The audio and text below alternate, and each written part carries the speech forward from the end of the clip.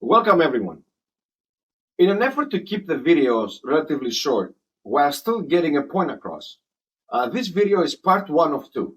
And it will not be so much about the court's decision on Roe versus Wade.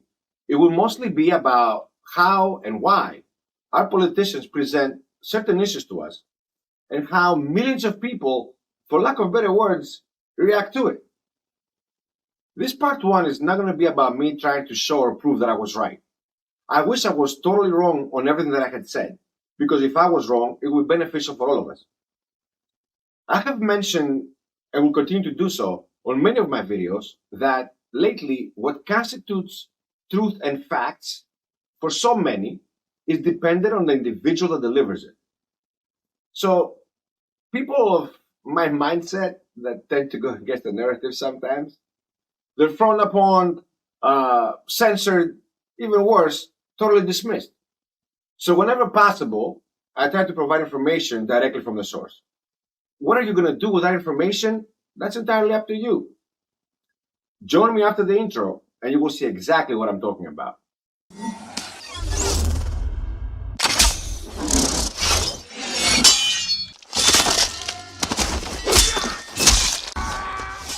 On June 24th, when I heard about the court's decision to overturn Roe versus Wade, I went ahead and posted this following YouTube short video. I know some of you have seen it, but I have to include it in this video for context. The Supreme Court announced that they overturned Roe versus Wade. Some are smiling, some are crying, but I have a question to ask. How long do you think it will be before the Democratic Party uses this as the gift that it really is to redirect the focus from all the failures that they have caused them we're living in? And to use it as the opportunity to show to the selective voting clientele that some rights they do support and some rights that will stand with them, all while blaming Republicans, conservatives, and Trump. Today is June 24th. Time will tell. As for the pro-choice people out there, relax. It just means that now this matter has been transferred to the states. So you could still kill your offspring if you decide you want to do that. There's a subscribe somewhere over there. Hit it. For a small channel as this, that YouTube short got some good traction. It had many likes and it had some dislikes, which is totally expected and understandable. Why likes versus dislikes, which is basically what separates us, or especially on issues as obvious as this, is something that I would like to focus on. And if after the information you will see feel the same way, at least your decision to like or not like or support or don't support, it will be based on something more than just the individual that delivers it. By the way, for those of you that actually watched the video, subscribed, liked, commented, I thank you and I appreciate you. For those that haven't, it's never too late to go ahead and do so. There are three main points that I tried to make on that YouTube short. One, the Democrats will use the court's decision as the crisis that presents the opportunity to redirect the focus from all their failures that we're living in right now. Two, they will tell their selective clientele that they will stand for them and support them just to get their votes. And three, they will blame Republicans, conservatives, and Trump. About an hour after I posted that YouTube short video you saw earlier, Joe Biden went on stage to make his remarks on the court's decision. You decide if he validated point number one. Today, the Supreme Court of the United States expressly took away a constitutional right from the American people that it had already recognized. They didn't limit it, they simply took it away. Like clockwork, they thrive on crises they love to create and flip-flop the masses from one to another. Hey, look over here. Okay, no, now look over there. It's like that movie, Don't Look Up.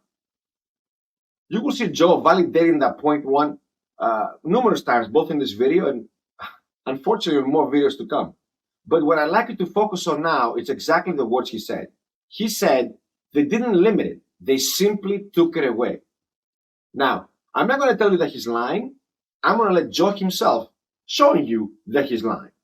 And many states in this country still recognize a woman's right to choose. So, if a woman lives in a state that restricts abortion, the Supreme Court's decision does not prevent her from traveling from her home state to the state that allows it.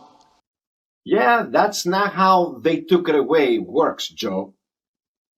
Listen, to keep it simple and without going too much in it, the Supreme Court decided that the abortion choice, it was a matter of the states. And you know what, in reality, all those people that are advocating for abortion, and they're saying that, you know what, government has no business in the choice I make with my body, that should be good news. It went from being federally regulated to now being state regulated. Less government. But anyway, let's move on to point two. I know so many of us are frustrated and disillusioned that the court has taken something away that's so fundamental. I know so many women are now going to face incredibly difficult situations. I hear you. I support you. I stand with you. Man, he even used the exact words I said he would on my YouTube short. You see, Democrats will support your right to have an abortion because apparently abortion saves lives. But Joe has zero issue with totally violating the actual constitutional right to bear arms because guns kill people. Abortion save lives because they simply remove clumps of cells. Because, yeah, clumps of cells is that new word salad that's been tossed around now that describe me and you. As expected, he focused plenty on point number three, but don't take my word for it. See for yourself.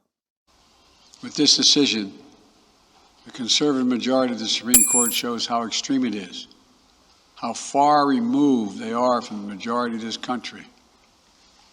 They've made the United States an outlier among developed nations in the world. But this decision must not be the final word. But wait a minute, something is missing, or someone. I mean, after all, I did say that he's going to blame Republicans, conservatives, and Trump. Let's see if Joe delivered. With 3 justices named by 1 president, Donald Trump, were the core of today's decision to upend the scales of justice and eliminate a fundamental right for women in this country. And there you have it. Look, I am not a fortune teller and I cannot foresee the future. But it has become so easy to see through all this relentless lying and how they manipulate the masses because they're not even being diplomatic about it. Yeah, politicians do it to some extent to get the votes. The question is, what are they doing once they are elected? And if you want to know what the Democratic Party has been doing, just look around you and ask yourself, is what I'm living in right now what I dreamed to be in one day? Look, it's totally fine to question what I say or what anybody says. But to dismiss what you live and feel and experience every single day because someone of the opposing side of the aisle or who believes different than yours said it is what divides us and the reason why we are failing. They say 50% of the problem is realizing what the problem is. And regardless of what the media tells you or politicians tells you, the problem is on plain sight for everyone that is willing to see it. That and much more is what we'll cover on part 2 and on videos to come. So please subscribe, hit the notification bell, comment, like, and share this video, and stay tuned for more. With that said, thank you for watching, and God bless us all.